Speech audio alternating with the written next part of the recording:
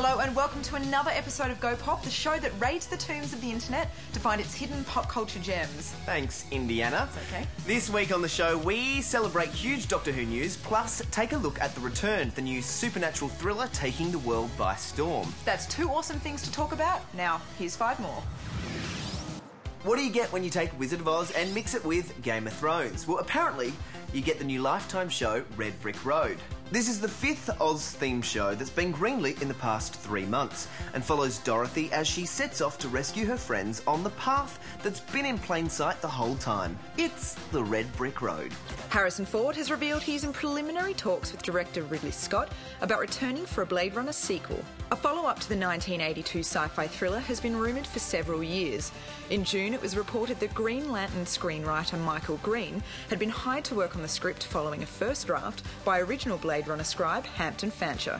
The truth could once again be out there for Gillian Anderson and David Duchovny after they hinted that a new X-Files movie could be in the works. The pair made the remarks during a Reddit AMA. When faced with the question of a third movie, Duchovny said he thinks Chris Carter is working on a new script. At New York Comic Con this week, fans got a first look at the Inquisitor, the chief villain in the new Star Wars Rebels animated series. Lucasfilm told us the Inquisitor has been charged by Darth Vader with the task of running down and exterminating the final remnants of the Jedi Knights. Rebels picks up roughly 14 years after the end of Episode 3 and will focus heavily on the Empire. And number 1 goes to not only the biggest story of the week, but possibly the biggest story of the year. This is incredible. 9 of the missing episodes of the cult science fiction drama Doctor Who have been found at a television station in Nigeria nearly half a century after they were last seen. Amongst the recovered footage is the classic story The Web of Fear, a black and white adventure in which the second Doctor, played by Patrick Troughton, battles Robot Yeti in London's underground. The other story found, The Enemy of the World, sees Troughton play the dual role of the Doctor and also Salamander, the saviour of the world.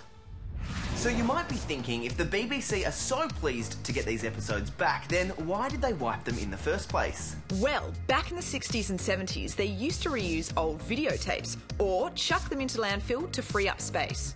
In the days before home video, nobody could see the point in keeping something that was really only meant to be screened once, especially when it was in black and white and colour television came along. So frustrating. But luckily the BBC made film copies of Doctor Who to sell to international markets, which is why the episodes have survived and turned up in places like Hong Kong, Nigeria and yes, even Australia. So everybody at home, check the attic, the garage. In between the cushions on the sofa, I always find a couple of things hidden down there. And if you find any old film cans, I'm sure the BBC would love to hear from you. Only 97 episodes left to find. Get going.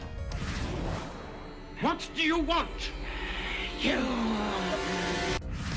Speaking of things being returned, Toph, I hope you all tuned in to the first episode of The Returned on Studio. I see what you did there. The Returned, or Les Revenants in French, has been one of the most talked about shows of 2013 and was the first fully subtitled drama on UK's Channel 4 for more than 20 years, so that says something about the show. This supernatural thriller tells the story of a small alpine town where the dead suddenly appear and return to their families completely unaware of having died in the first place. What is really cool about this show, though, is that the dead who have returned aren't your typical, I want your brains, zombie types. Not at all. They are normal people who have just kind of skipped 4 years. You have the mystery of Victor, a little boy who seems to have no one to return to, the drama of Simon, a groom whose bride has remarried, and the horror of Serge, a famed serial killer who has jumped straight back into his nasty slasher habits. Another thing I love about this series is the soundtrack by Mogwai. It goes perfectly with the quiet, still scenery and gives the show that woozy strangeness and uncertainty of Twin Peaks. Yeah, it's such a great story that the US network A&E, who brought us the Psycho remake Bates Motel, is developing its own version of the spooky French drama. Yes, you can catch The Returned on Studio, channel 132, Wednesdays at 8 p.m. We have some huge marathons coming up on SF over the next couple of weeks. On October 20, we have Warehouse 13 Season 4. And the week after that, from 6 a.m. all the way through to 1 a.m, we have the best season of Buffy the Vampire Slayer, in my opinion, Season 3. You have The Wish and Doppelgangland with Vamp Willow, and of course the best finale of all, with Buffy in the class of 1999 going up against the Mayor. But let's just be honest, any Buffy is good Buffy.